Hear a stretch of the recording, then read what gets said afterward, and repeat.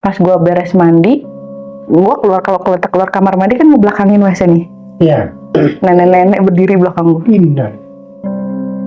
Tapi lu nengok gitu? Nengok, karena gue tuh suka ngecek apa yang ketinggalan. Takutnya kalau misalkan kita, maaf ya, perempuan kalau lagi datang kan suka apa. Tapi gue gitu. Oh ya, jadi ngecek lagi. Apa yang takut, yang gue, apalagi itu kan umum ya Iya. gitu. Ini nenek-nenek, mukanya segini hancur, cuman kelihatan mata kesini.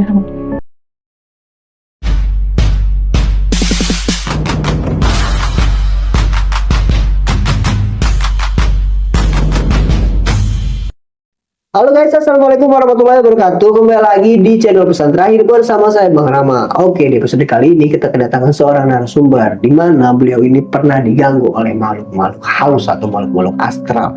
Tapi ini sangat serem sekali guys. Seremnya kenapa? Karena sampai hampir membahayakan nyawanya. Oke, inilah dia, kita sambut narasumber kita, Teh Lady.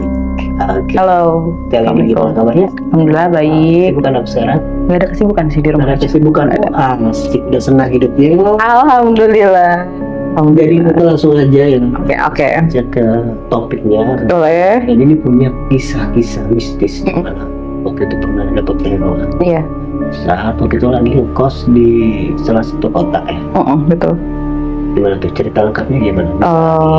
Oke. Bisa di-share nggak? Hanya dibagi sama kita ini. Kayak gitu. Bisa. Oke, sebelumnya gue mau ngasih background diri gue dulu ya. Jadi gue ini bukan orang yang hobi tinggal di satu kota gitu, ngerti gak sih? Jadi gue pengen punya experience yang lebih gitu buat kesan hidup gue intinya. Nah, singkat cerita, gue dapat kerjaan di salah satu kota di Jawa Barat, kota B. Dan mengharuskan untuk gue ngekos gitu, karena sebenarnya ada mes, disediakan mes, cuman gue nggak sreg gitu. Gimana sih kalau misalkan nggak sreg, nggak mau dong, ya kan? Iya kan, itu nggak betah. Nah itu, akhirnya gue nyari kosan yang dekat sama kantor gue kebetulan. Nah, dapatlah ceritanya. Kisi-kisi kosan gue itu adalah dia paling pojok. Jadi rumah satu, tapi kamar skat, tapi kosan gue paling pojok gitu, kayak Oh gitu, jadi kosan. Jadi ini kosan ya, bukan kontrakan. Jadi kalau kosan itu lebih ke satu rumah, banyak kamar. Nah itu, dan alhamdulillahnya sebenarnya karena di situ penuh semua, penuh, nggak ada yang kosong untuk kamarnya ya. Kebetulan gue waktu itu dapat kamar nomor 9, pojok lah, sebenarnya nomor 10, nomor 10-nya ada yang ngisi gitu.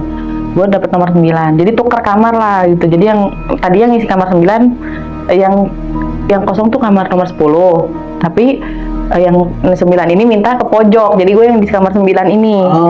Gue bodohnya gue nggak bertanya kenapa.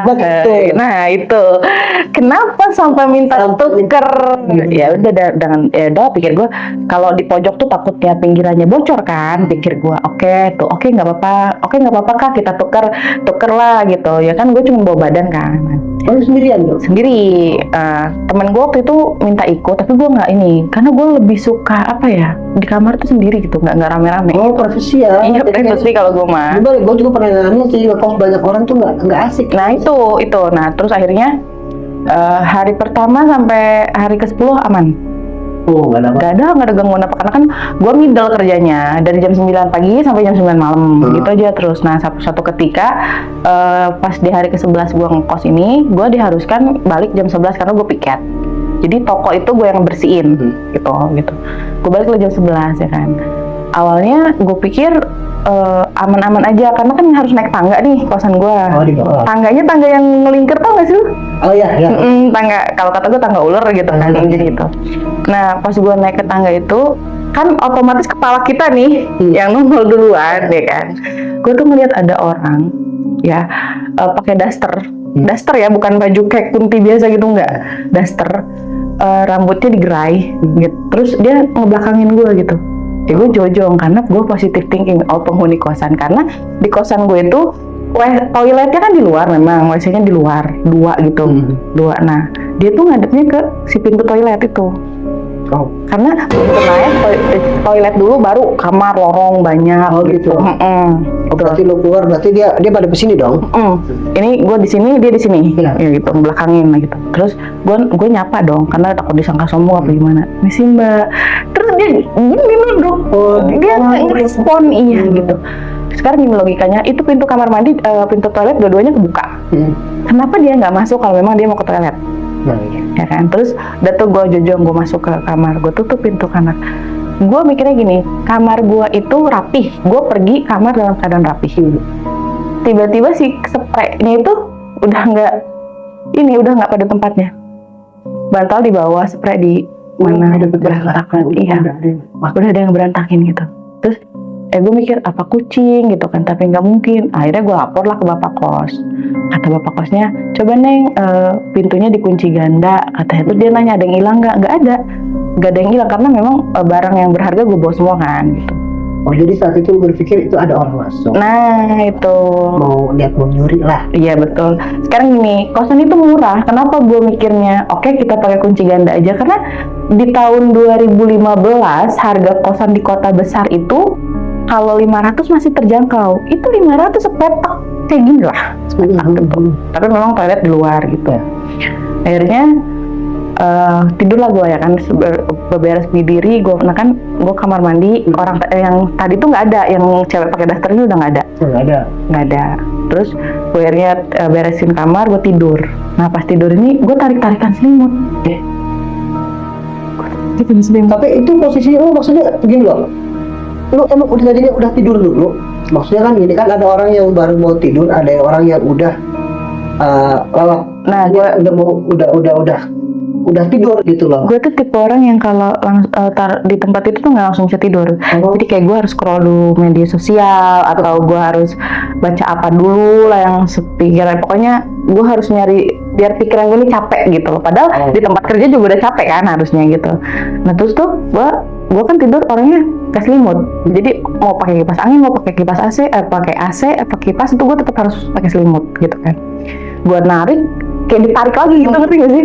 Gue narik selimut, dia kayak narik lagi gitu dari bawah. Terus gue nyalain lampu dong. Oh itu posisi Iya karena kalau orang tidur kan normalnya harus matiin lampu ya. Dan gue tarik lagi ya kan. Terus gue kayak gitu kan, apa nih gitu, apa nyangkut, karena kan posisinya fasilitasnya itu tempat tidurnya di atas spring bed gitu. Satu. Terus kata gue, apa nyangkut gitu kan. Terus gue nyalain lampu, gue lihat, gue masih positif bang. Gue di situ nggak ada pikiran setan nih gitu, karena ya aman-aman aja gitu kan udah 10 hari ya gitu kan, udah 10 hari lewat gitu. Terus udah gue mungkin ini nyangkut, tadi agak nyangkut. Gue ditarik lagi, posisi lampu nyala, bayangin. Tapi nggak ada sosoknya? Nggak ada. Tapi gue ngelihat sendiri, begitu gue narik, dia narik lagi gini. Lo ngerti kan orang kalau tarik-tarikan kayak gitu, jadi si kain itu jadi kencang kan, itu. Terus lu teriak kabur dong? Enggak, gue nggak teriak posisi di situ. Gue kayak, gue diganggu nih gitu. Gue udah langsung gitu. Terus gue baca doa ya sebisa gue ya kan. Gue minta tolong ya Allah, kata gue nggak pengen diganggu, gue mau istirahat. Itu terserah, itu urusan lo. Gue bilang kayak gitu, kayak gue udah nantangin dia buat jangan ganggu gue gitu. Karena gue nggak ngerasa ganggu dia gitu kan. Akhirnya gue tidur nggak pakai selimut. Daripada gue narik lagi, jadi kayak bodoh aja. Lu baca doa tetap itu ditarik lagi? Enggak, maksudnya abis gue baca doa nih gue nggak pakai selimut. Oh, jadi kenapa nggak lu coba tarik lagi kalau udah baca doa? Ngeri, gue cuma ada rasa takut bu. Daripada gue ajak berantem tuh setan ya kan. Ya, akhirnya tuh udah gitu, udah tuh besok paginya kamar nomor 10 tuh nanya ke gue, Teh katanya, semalam pulang jam berapa? Katanya gitu kan. Gue bilang jam 11 lewat, soalnya ada piket saya gitu kan. Oh, kenapa? Enggak apa-apa gitu. Itu setelah gue lapor ke bapak kosan kalau kamar gue diacak-acak nih. Udah langsung loncat nih ya ke 1 bulan kemudian gue ngekos. Itu teror pertama. Teror kedua ini lebih ekstrim lagi. Oh, jadi dari teror pertama ke teror kedua 1 bulan? Iya, nggak ada tuh awalnya. Setelah gue nantangin dia buat yang gue nggak ganggu lu ya gitu kan. Oh, itu nggak ada, das. Aman, sentosa, sejahtera itu hidup gue ya kan, nggak ada itu. Nah terus pas 1 bulan kemudian, tetangga kos gue yang nomor 7 ini pindah. Gue mikir gini, apa gue pindah ya, tapi kayak hati gue tuh nggak mengizinkan gue buat pindah gitu. Jangan udah di sini aja gitu. Akhirnya gue ingat tuh libur gawe, gue kan beres kosan gitu kalau libur, terus gue beli makan kan ke depan. Jam berapa? Siang, jam 1. Bayangin tuh jam 1 ada set. Jadi ada meja, ada kursi kan. Terus tuh ada kaca nako. Tuh kaca nako nggak? Kaca yang garis-garis gitu tuh. Oh iya. Nah itu kaca nako itu. Gue buka kaca nako, angin mas kan. Gue buka nasinya basi. Padahal tadi gue ngeliat sendiri waktu dibungkusnya dia dari Magicom. Sayurnya dan yang lain juga masih hangat, tapi pas gue itu nasinya bau. Itu gue juga sering dengar tuh tanda-tanda katanya sih dimakan makhluk. Itu jadinya basi. Nah terus lu kasih positif thinking tuh? Enggak, gue emosi karena posisi gue bungkus lagi, gue bawa ke warteg. Terus kata wartegnya, teteh mau diganti ya, tapi teteh jangan berisik ya gitu. Kata pihak warteg, gue mikirnya gini, oh apa wartegnya gue gitu kan. Tapi kalau wartegnya harusnya gue udah ngerasa hambar dong makan di situ, karena gue ini orang yang bisa ngerasain, ngerti gak sih, antara rumah makan yang bisa gue makan dan yang enggak gitu. Kalau yang pakai begituan, lu bisa nyirin tuh. Gitu. Akhirnya gue tuh balik kan ke kosan dengan rasa kecewa tuh. Gue beli mie tuh akhirnya. Gue lagi masak mie, terus ada yang manggil gue di dapur umum nih di bawah. Dia manggil gue, Neng, kata gitu. Suaranya lembut banget, laki-laki tapi manggil berarti tapi pelan. Pelan, tapi jelas. Tapi dikit berasa di telinga. Kayak dibisikin aja gitu. Terus itu gue lanjut masuk mie tuh kan, terus bodo amat gitu. Gue celingak, kayak sempet celingak kan.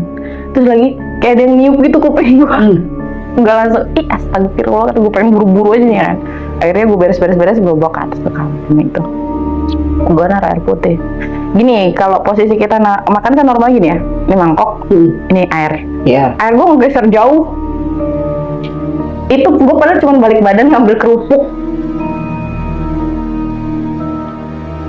Satu pertanyaan, kok lu masih kuat aja sih? Itu karena gue gini. Error itu udah belak-belakan lo itu. Karena nggak ditampakin. Gue mikirnya kalau cuman kayak geser-geser gitu, energi dia belum sekuat kita yang manusia. Ngerti nggak? Kalau belum nampakin ya. Tapi ternyata pikiran gue salah. Dia lebih kuat dari gue. Gue pulang kerja waktu kan selesai libur tuh ya. Udah tuh teror beres di situ. Keesokan harinya gue kerja kan, kerja. Balik lagi jam 9 malam.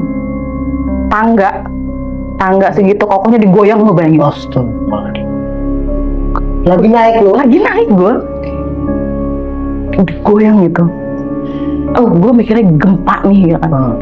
Jadi posisi gue udah setengah jalan, udah mau nyampe atas kan otomatis pijakan kaki juga nggak begitu kuat kan. Untungnya gue pegangan, kalau nggak pegangan kepleset gue jatuh.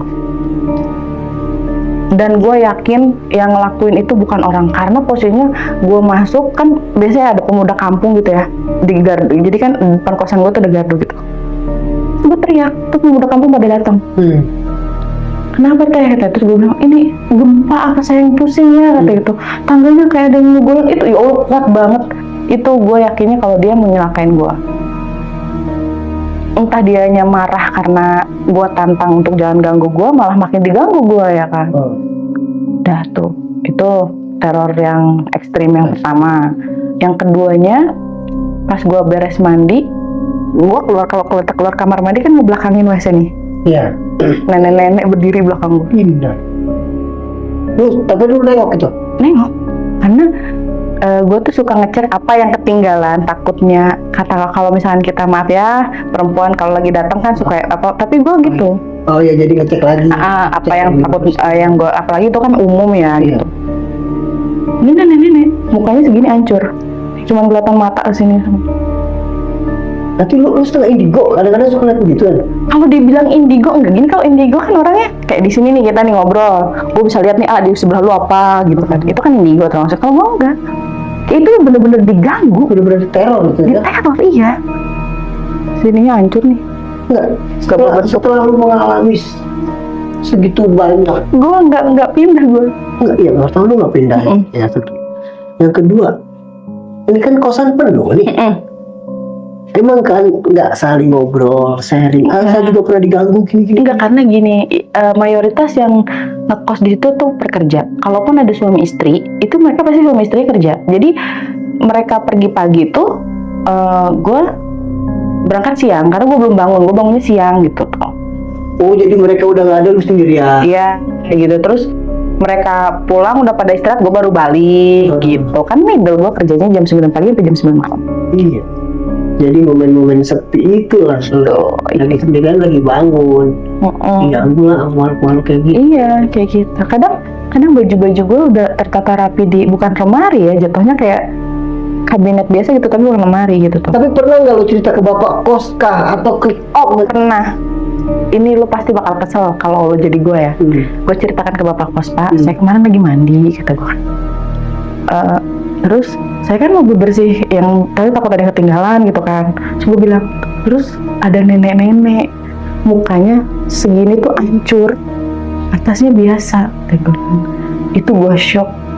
Tapi akhirnya pas gue ngedip lagi dia nggak ada, kayak cuma nampakin. Terus gue ngedip, dia kan gue sempet merem tuh. Terus pas gue ngeliat nggak ada. Sebabnya itu mah halusinasi aja kali, Neng. Greget gak? Kalau jadi gue dia takut citra itu dia takut ya. Nah terus karena dari bapak kosnya juga responnya seperti itu, ya gue udahlah ya. Nah suatu ketika temen gue yang di mes ini nginep lah di kosan gue. Oh ini pokoknya malam itu akan jadi malam, pikir gue akan jadi malam terakhir nih, mindset gue nih setelah diteror malam itu. Tidurlah, kasurnya kan cukup nih berdua. Terus tiba-tiba temen gue ini kayak dia tarik-tarikan selimut. Oh, kayak lu. Kejadian lagi. Ditarik lagi. Terus dia mikirnya gue kali yang narik. Tuh kan. Terus tuh teman gue ini ngomong, udah sih katanya jangan narik-narik selimut. Katanya kain udah satu-satu juga. Ngomong gitu ke gue. Gue bilang, lu tarikan selimut sama siapa? Gue dari tadi aman nih selimut gue. Gue bilang kayak gitu kan. Kantuk gue, kata gue tuh. Terus dia ngomong, ih Lady, katanya gitu. Langsung ngangsan. Terus pas dia duduk, dia ngelihat katanya di bawah situ, di bawah ranjang yang gue tarik, anak kecil ternyata. Iya, kecil, dia jongkok, dia megang, gimana sih megang dengkul gitu loh, dengkul. Tapi nggak ada kakinya, cuma dengkulnya aja yang dipul. Berdarah-darah badannya. Dan bodohnya gue ngelihat juga.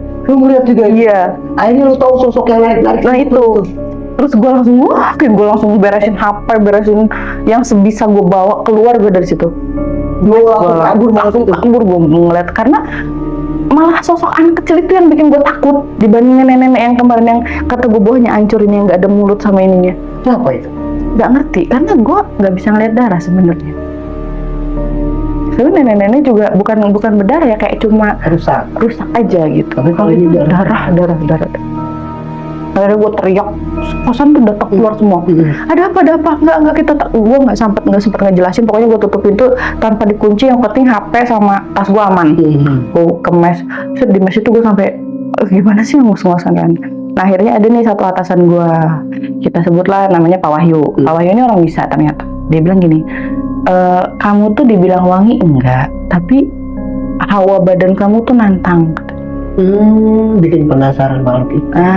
Jadi kamu tuh udah dikasih lihat ini nggak pindah, udah dikasih lihat itu nggak pindah, katanya. Bahkan ini kan udah mau kedua bulan kamu di situ. Kalau kamu mau pindah aja, katanya gitu kan. Kamar yang kamu tempatin itu bekas orang. Nah, kata gue, tapi gue nggak dilihatin sosok. Kalau misalkan memang ada yang seperti itu, harusnya dilihatin sosoknya dong. Kenapa malah anak kecil ini, katanya gitu. Kalau kamu ditampakin sama sosok yang memang dia mengakhiri hidupnya di situ, katanya, kamu bakal lebih parah. Bakal lebih ngeri ya. Katanya gitu. Terus apakah gue di situ pindah? Enggak. Gue malah semakin penasaran. Karena gue belum ketemu sosok penghuni realnya gitu. Aduh, setelah lu kabur, balik lagi. Gila. Kita balik lagi. Ini uji nyali apa? Bukan, karena gini, kalau gua pindah, gua kan bayar per 3 bulan. Maklum ya, waktu itu gaji ya seberapa sih? Iya, teteh lagi. Uang itu bukan segalanya. Iya memang. Kalau mempertaruhkan nyawa, mempertaruhkan apa, mental kita bisa terganggu loh. Sebenarnya iya, mental gue udah kayak ya anjir capek gue gitu kan. Kita harus istirahat nyaman, diganggu kayak gitu. Gak tahu, makanya itu mungkin ya kata Pak Wahyu bilang itu, kamu tuh tidak bisa melihat mereka, tapi hawa badan kamu yang nantang mereka, katanya gitu. Apa? Turunan sih kayaknya. Kakek gue kan orang bisa. Nah terus tuh udah tuh gue bilang gini ke temen gue nih, gue mau balik ke kosan gue karena strategis bang tempatnya itu. Gue bisa ke tempat gue kerja dengan jalan kaki, kemana-mana deket. Cuman memang kayak gedung tua gitu loh. Emang gak ada kosan lagi di situ? Banyak, cuma harganya lebih mahal. Jadi gue begitu tahu harganya 500.000 itu ya langsung gue bayar 3 bulan gitu. Makanya cari tahu dulu kenapa bisa 500.000. Nah itu tanpa, kayaknya yang lain nggak di itu deh bang. Nggak di teror. Nah ini kita flashback ya. Kamar nomor 7 nggak ada isinya kan? Jadi gue pernah pulang kerja ngelihat ada cewek beberes di situ, kayak seolah-olah udah ditempatin, kayak ada hawa kehidupan lah di situ. Mungkin anak bapak kos. Bukan, karena gue tahu semua bapak kos itu nggak punya anak. Bapak sama Pintunya ibu kebuka. karena gini bang, kan kosan gue di atas, di bawah itu masih bapak sama dapur umum. Oh, Pintunya kebuka kan. Jadi kalau ada kosan-kosan memang pintunya dibuka. Dia lagi nyapuin srek. Memang temponya tidak cepat tapi seperti itu. nggak kedengeran ya. Rambutnya tuh gini nih. Tapi memang dikuncir kayak gue gini. Di belakang gitu posisi. Enggak, nyamping karena kan si posisi kasur tuh kalau dari luar kelihatan gitu. Oh, pintu kasur. Ini pintu nih kasur. Berarti kan dia nyamping gini kan? Iya. Nah, terus srek. Cuma saya penghuni baru gitu. Posisi gue pulang kerja. Ngangguk lagi. Jam berapa itu? Jam 10. Jam 10 malam. Jam 10. Ngangguk lagi dia. Tapi lu nggak ada. Lu kan udah sering diteror nih. Iya, nggak ada. Maksudnya gini, kita kan nggak bisa langsung mengejas itu orang atau bukan setelah kita diteror dong, karena kan itu kosan. Orang bisa keluar masuk dengan bebas kalau memang dia memang mau menempati gitu. Tapi lu akhirnya kan gini. Lu pas lihat kosan nomor 7 itu ada yang nyapu, lah lu pikir ada orangnya nih. Ya udah nih aman. Akhirnya lu tahu ternyata itu nggak ada orangnya pas gimana? Besoknya ke tangga nomor 5 pindah. Pindah ke nomor 7? Iya. Pindah ke nomor 7 bener. Kata gue ini kan ada yang ngisi, kok bisa teteh pindah ke sini atau yang cowok, yang nomor 5 tuh malah cowok semua, 2 orang. Loh mas, bukannya ada yang ngisi? Siapa yang ngisi teh? Ini dari kemarin kosong kok. Semalam saya ngeliat ada yang bersihin, nggak ada. Orang kuncinya di saya. Tapi kan kunci itu awalnya. Harusnya. Kuncinya di saya. Saya baru pulang tadi, katanya jam 5:30 pagi. Dari jam 10, yang nomor 5 itu dia nggak ada di kosan. Katanya lagi nggak tahu kemana. Dia baru balik 5:30 pagi, kejadian jam 10 malam. Dikunci, kuncinya di saya. Dia sampai nunjukin kuncinya, bang.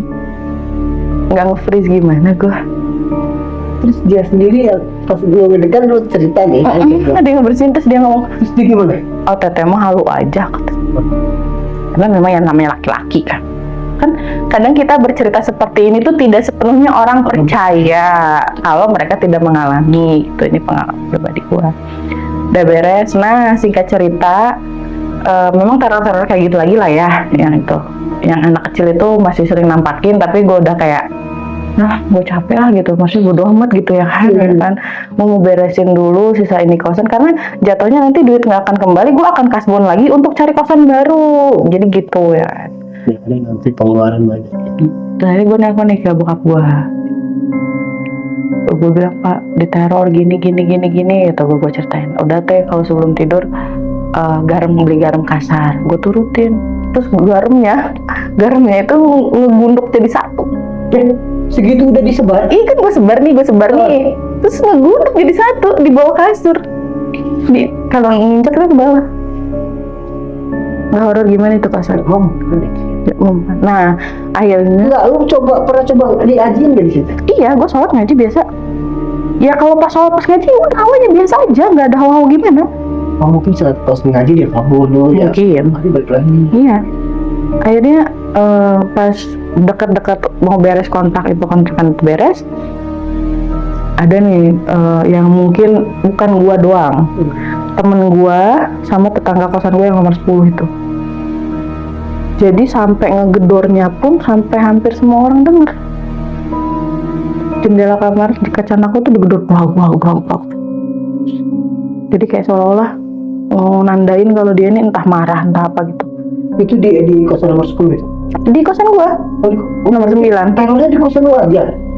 Kosan lain gak diteror? Gue nggak nanya karena itu tadi gue jarang interaksi. Bahkan ketemu sama si emas yang pindah dari nomor 5 ke nomor 7 aja itu kan gue ketemunya karena gue berangkat kerja. Kebetulan dia mau pindah ke situ. Sampai akhirnya Emang nggak pernah ada kejadian tiba-tiba kan kayak lu teriak orang kos-kosan pada keluar semua. nah iya yang pas kabur itu gitu. Kalau main nggak pernah gitu? Nggak pernah katanya cuman kan gue balik lagi ya kayak lu tadi ya, mungkin si bapak kosnya ini menjaga privasi. Nah tuh terus yang nomor 10 nih ngetok kamar gua. Gue parno dong, dari sini kaca ngegedor-gedor, ini ada orang gedor-gedor. Akhirnya pas dia bilang assalamualaikum, teh katanya, gue buka, teh kacanya kenapa? Soalnya kedengeran sampai kamar saya katanya gitu. Terus gue langsung pucat kayak, teh ayo teh, langsung dia ini kosan kamar 10, teh ayo teh ke kamar saya. Duduk dikasih air anget gue, sumpah karena gue nggak bisa ngomong. Terakhir itu Dia udah paham ya? karena gue ngeliat yang ngegedor kaca nako itu tangannya gede betul. Aduh sampai merinding gue. Tangan Jelas itu tangan. jelas tangan karena kan sorot lampu ya. Tapi tangan dong. Sekarang gini, kosan gue kan tingkat ke atas. Nggak tua ya? Kalau orang otomatis harus naik tangga dulu. Iya, nggak masuk akal lah. Nah, tuh gue sampai gue ngebukain pintu gue udah nge-freeze, udah kayak buka gue udah ya Allah ini apa gitu. Gue dibawa langsung gitu. Terus akhirnya kan yang nomor 10 kan suami istri ya. Gue disuruh tidur di situ supaya menghindari ceritanya.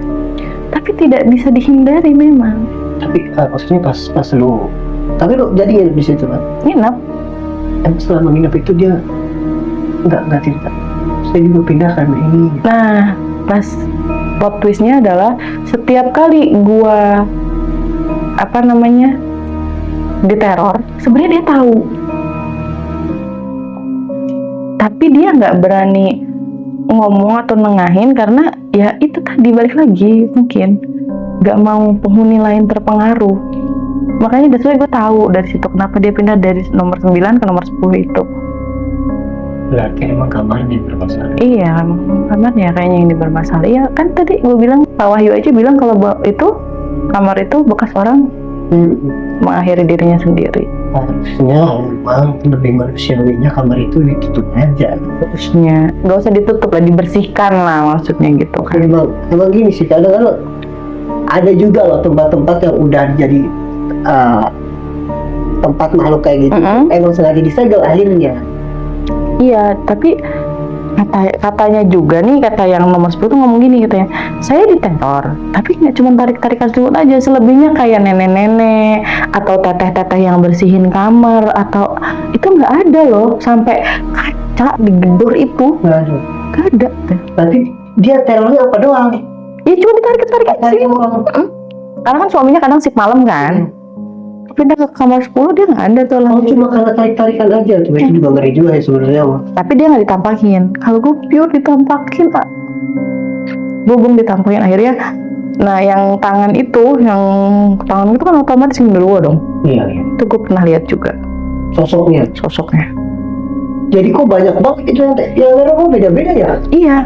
Karena akhirnya gue tahu setelah gue mau pindah itu, beres kontrak itu 3 bulan, anak kampus itu ngomong, hebat 3 bulan di kamar nomor 9 gitu.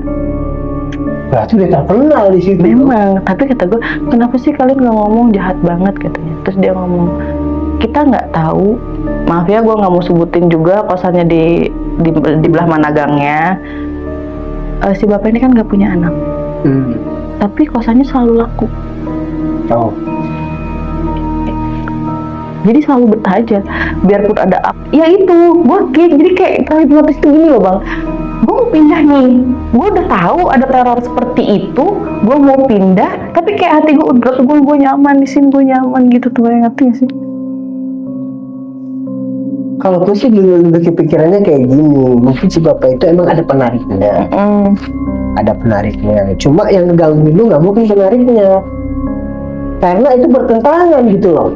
Iya. Kenyamanan yang bikin orang betah sama gangguan itu kan berlawanan. Betul sih. Kalau kemungkinan sih kayaknya emang yang sosoknya lain lagi. Enggak, gini loh, kan kita kalau misalkan satu kamar dikasih energi negatif, otomatis energi negatif yang lain akan ikut di satu titik. Itu yang gue pelajarin. Jadi kayak misalkan kamar nomor 9 itu kan sudah dipakai untuk mengakhiri hidupnya, negatif dong energinya, jadi otomatis yang entah yang lewat yang apa tiba-tiba kumpul jadi satu titik kumpul gitu. Soal yang jaga dan kenyamanan itu gue nggak pernah ngeliat sosoknya, cuma kayak kalau gue mau tidur kayak diri gue sendiri tuh ada yang ngebisikin sabar ya gitu tuh, tapi gue ngomong sama diri gue tapi bukan gue gitu, ngerti gak sih? Kayak sabar ya. Nanti sih Maksudnya tuh gini. Ya kayak jadi di dalam lubuk hati itu kayak ada yang nenangin lah. Ya itu sabar ya, nggak apa-apa. Bisa nih, pasti kuat. Apalah gitu. cuman ini gitu. Ya. Kan nggak ditampakin pocong sama kuntilanak, biarpun nggak ditampakin, tapi kan yang kayak gitu udah bikin gue pocong sama kuntilanak sama ditampakin sama anak kecil berdarah-darah cuma dengkulnya doang, apa bedanya? Nah itu, iya maksudnya gitu kan. Terus gue akhirnya pindah. Akhirnya abis tuh 3 bulan. Abis nih 3 bulan. Pindah gue ke mes. Ya apakah teror itu berhenti? Tidak. Ikutin. Gak ngerti. Yang ngikutin gue yang anak kecil yang dengkulnya nggak ada itu. Masih tarik-tarikan selimut gue. Berarti karena lu lama kali di situ. Bisa jadi betah. Ini udah lama kan cerita? Udah tahun 2015. Gue berhenti ya. Jangan ngikutin lu sampai sekarang. Enggak. Ekstrim. Gila. Terus gimana tuh pas di mas tuh masih tarik-tarikan nih? Iya, bahkan Tapi nampakin? Enggak nampakin. Tapi gue tahu itu si anak itu. Karena kan teman gue pernah, inget kan gue pernah buat teman gue di situ. Dia nampakin. Dia juga gitu, ditarik juga sama. Oh, lu sama temen lu tuh? Iya, karena kan kita berderet nih. Terus tuh akhirnya pawangnya bilang, kamu tidur di kamar yang ini, kamu di sini, saya pisah katanya gitu. Jangan bareng kata dia kan ngomong gitu. Ternyata dia ditarik, gue ditarik. Terus akhirnya gimana? Akhirnya gue diputus teror itu adalah gue pulang, gue resign. Oh, temen lu? Ya yang masih kontekan, maksudnya pada saat itu lo masih kontekan sama dia? Masih. Dia masih teror? Apa dia juga? Enggak, dia udah enggak. Dia nggak. Setelah gue pergi gue nggak ada teror apa-apa katanya. Tapi setelah lu pergi juga lu udah gak ada teror lagi sama itu? Masih sih. Masih kadang masih ada ya gitu, ditarik gitu. Cuman gue bilang gini, terserah lu mau ngikutin gue kemana aja. Yang penting kalau lu mau neror gue cukup gue aja, jangan yang lain. Gitu. Karena kan jatuhnya gue diteror, temen gue diteror. Otomatis kan temen gue mikirnya gue bos sial gitu kan. Gitu. Orang pulang dari kota itu ke sini aja nih, ke rumah. Gue masih di Bisma. Jadi nempel dulu ya? Gue tuh nggak ngerti. Nah, jadi ya itu kata Pak Wahyu tadi, dan gue minta validasi ke mana-mana juga ya seperti itu. Tidak wangi, badan kamu tidak wangi, cuma aura kamu nantang mereka buat mereka nunjukin ke kamu. Bahkan nyokap gue juga kadang nggak percaya cerita gue begini ada ini, gue kadang nggak percaya. Jadi ini cerita yang di bis ya, ini terakhir nih, bukan plot twist, cerita terakhir dari seluruh Terang Gemantar itu. Bis itu kan ada kursi 2 sama 3 kan. Ya. Gue duduk di kursi yang 2 ke jendela, madep kayak sono lah nggak keluar gitu kan, karena kan menikmati perjalanan gitu kan. Di sebelah gue ini kosong, Iya, mau sendirian gue, tapi yang lain ya ada lah gitu, ada isinya gitu. Terus ada yang duduk, perasaan gue ada yang duduk, bukan perasaan, memang gue lihat ada dari kaca itu kelihatan ada yang duduk di bangku. di bangku, tapi badannya basah. Nah, maksudnya yang duduknya itu di sebelah lu apa di bangku? Sistem sebangku karena 3, tapi badannya basah kuyup tuh, nggak basah kuyup kayak habis mandi. Cewek Cowok. Dia fokus ngeliat ke depan, kata gue ini orang kabur apa gimana, apa kejebur terus buru-buru ya kan. Bodohnya gue tuh selalu positive thinking, tidak mencerna bahwa itu bukan orang. Enggak, kan lu bisa nengok begini. Emang nengok ada terus pas kernet narikin ongkos, gue baru tahu kalau dia bukan manusia karena dia dilewatin. Gue jadi nggak bisa ngebedain mana orang mana bukan ya? Karena gue selalu gini gue selalu ditanemin sama kakek gue tuh adalah gak setiap yang mengganggu kita itu hantu. Bisa dari pikiran, dari mindset kita. Kalau mindset kita yang mindset itu hantu, ya hantu. Bahkan kursi itu kosong, kalau kita mindsetnya di situ ada yang duduk, ya udah itu hantu gitu kan.